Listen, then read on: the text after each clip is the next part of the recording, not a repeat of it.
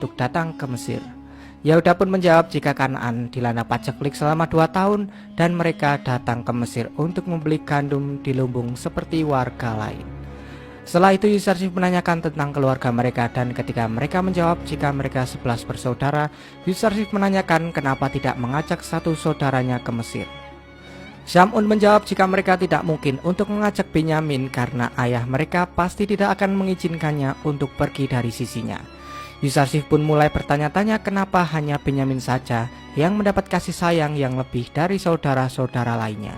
Yehuda pun menjelaskan jika sejak Benyamin kehilangan saudara sekandungnya yang telah dimangsa serigala, ayah mereka sangat menyayangi Benyamin sebagai ganti saudaranya yang bernama Yusuf.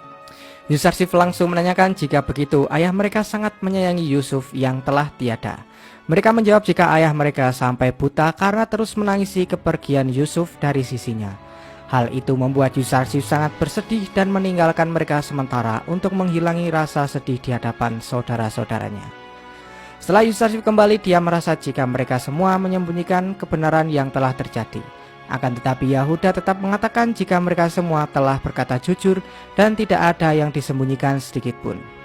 Setelah itu Yusarsif mengatakan jika mereka datang lagi ke Mesir dengan Benyamin, maka mereka akan mendapatkan gandum 2 kali lebih banyak dari biasanya. Dan jika dia tidak ikut, maka mereka semua tidak akan mendapatkan gandum sama sekali. Pada akhirnya Bani Israel pun pergi meninggalkan istana lalu akan kembali menuju Kanaan setelah mereka membeli gandum di lumbung. Kemudian Yusarsif menyuruh agar Malik menaruh kembali uang yang digunakan saudara-saudaranya untuk membeli gandum, dan Yusarsif akan menggantinya dengan uangnya sendiri. Yusarsif melakukan hal itu agar ketika mereka menemukan uang di dalam muatan, mereka akan kembali ke Mesir nantinya. Yusarsif juga memiliki ide jika Benyamin ke Mesir, maka saudara-saudaranya pasti akan bertobat nantinya dan mengakui semua kesalahannya. Akhirnya Bani Israel dan warga Kanaan pun segera melakukan perjalanan setelah mendapatkan gandum. Mereka juga berpikir jika seharusnya mereka sudah bertaubat dari lama agar Yakub mengizinkan Benyamin ikut. Karena jika dia tidak ikut nantinya, mereka semua tidak akan mendapatkan gandum sama sekali. Singkat cerita, Yusarsif dan keluarga yang akan bepergian mereka disambut oleh warga Mesir yang sangat mencintainya. Di sana juga ada Zulaikha yang membagi nama Yusarsif dengan nama Yusuf, yang membuat Yusarsif mengira bahwa dia mengenal wanita tua itu. Kemudian dia menyuruh Malik agar menanyai wanita tua itu apa yang dia inginkan. Ketika Malik menanyai Zulaikha, dia menjawab bahwa dia sangat ingin berbicara dengan Yusarsif. Dan ketika Asenat yang datang menemuinya, Zulaikha sangat mencium bau Yusarsif berada di dekatnya. Zulaikha pun menanyakan siapa yang datang menemuinya saat ini. Asenat menjawab bahwa dia adalah istri dari Yusarsif, bendahara Mesir. Mengetahui hal itu, Zulaikha mulai lemas dan langsung pingsan. Ya Yusuf, man anti? قلت لك ادعى أسينات زوجة عزيز مصر. سيدتي ما الذي أصابها؟ لكنها في النهاية علمت. Asenat pun mengungkapkan jika wanita tua itu ingin berbicara kepada Yusarsif. Namun ketika dia mengetahui jika Asenat adalah istrinya, dia langsung pingsan.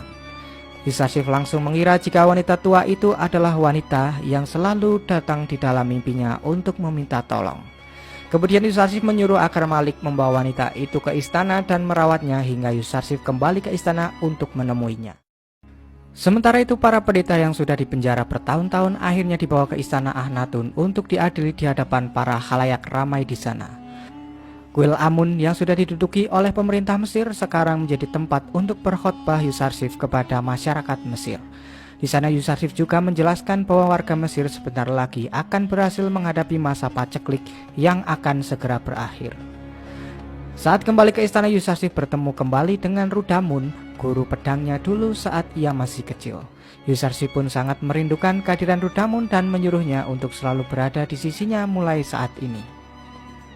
Di istana, Asenat akhirnya mengetahui bahwa wanita tua yang sedang ia bawa ke istana adalah Zulaikha. Dia pun sangat merasa iba terhadap Zulaikha karena telah menderita selama 30 tahun akibat perpisahan dan deraan cintanya kepada Yusarsif. Zulaikha pun mengatakan bahwa dia tidak perlu untuk dikasihani karena akibat ulahnya lah dia menjadi seperti ini. 30 tahun mondar-mandir ke sana kemari, 30 tahun berlari tanpa bisa sampai ke tujuan, 30 tahun dikecam dan dicela, 30 tahun menangis meratapi tanpa henti, baginya adalah hukuman yang memang harus Zulaikha tanggung. Asenat pun langsung mempertanyakan Yusarsif, kenapa dia sampai bisa melupakan Zulaikha yang sudah menderita seperti itu. Kemudian dia pun berniat akan menemui Yusarsif untuk meminta jawaban darinya. Sementara itu di istana Akhnatun, Yusarsif mulai menanyakan kepada Anik Mahu tentang suara Amun yang berbicara kepada rakyat Mesir. Anik Mahu pun menjelaskan jika para warga awam memang bisa ditipu, tapi tidak untuk Yusarsif. Dia juga mengatakan bahwa sebenarnya dialah yang berbicara sebagai Amun dengan mengubah sedikit suaranya melalui jendela dekat Amun. Yusarsif lalu mempertanyakan kenapa Anik Mahu tidak menggunakannya untuk berbuat kebaikan kepada rakyat Mesir.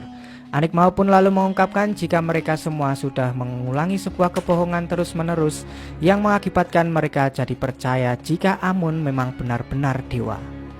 Dan juga kenikmatan duniawi serta kebodohan rakyat membuat mereka tergoda untuk memenuhi kepentingan pribadi mereka masing-masing.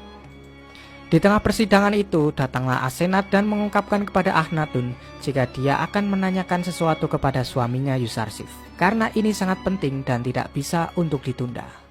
Pada akhirnya Akhnatun pun mengizinkan Asenat untuk berbicara dan menunda sebentar pengadilannya terhadap para pendeta.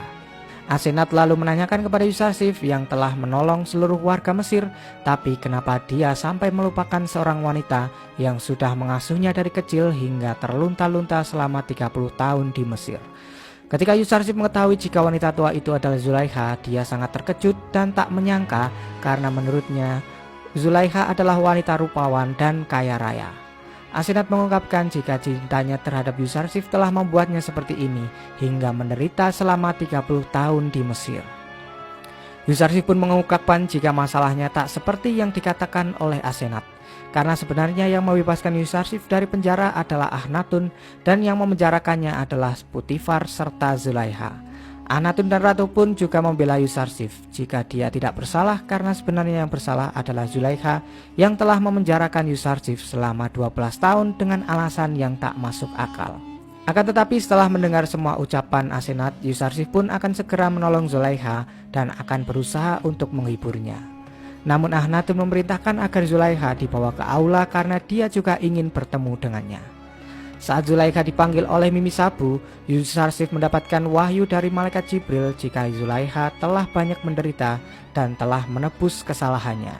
Sekarang dia sudah menjadi wanita yang beriman kepada Allah Subhanahu wa Ta'ala. Yusarsif lalu disuruh untuk menghiburnya serta menikahinya, dan juga doa Yusarsif untuk Zulaikha akan dikabulkan oleh Allah langsung. Asenat pun mempertanyakan kepada Yusarsif apa perintah dari malaikat wahyu untuknya.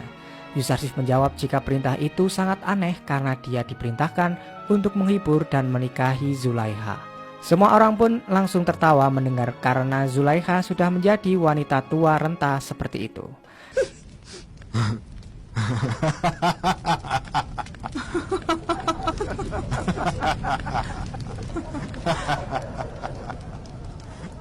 Akan tetapi Yusarsif mengatakan jika ini adalah perintah Allah dan dia harus mematuhinya.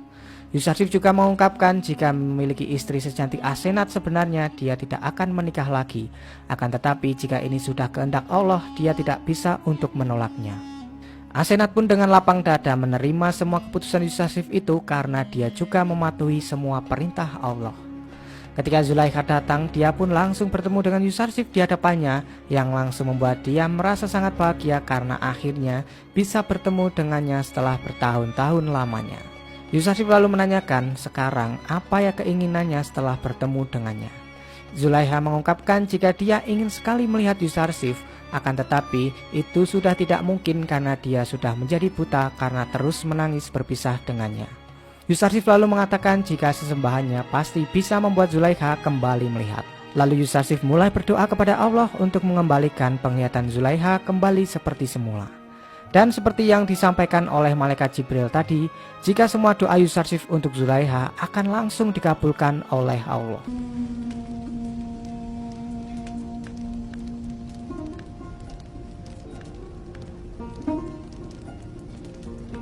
اللهم أنر بصرها كما أنرت بصيرتها بنور الإيمان.